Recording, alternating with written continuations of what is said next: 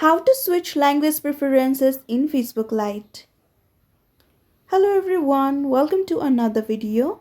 Today in this video, I will teach you on how to switch language preferences in Facebook Lite.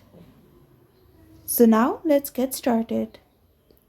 First of all, let's start by launching our Facebook application on your device. First of all,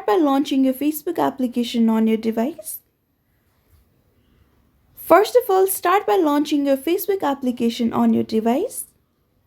Now, once you are on the app, tap the three horizontal line in the top right corner.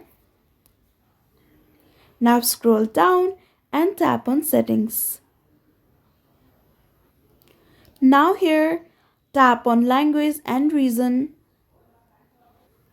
Here is the list of languages that you can select. Now simply select your preferred language from the list. After you select your preferred language, your Facebook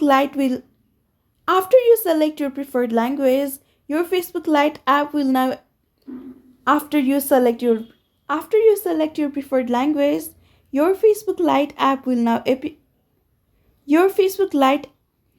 After you select your preferred language, your Facebook Lite app will now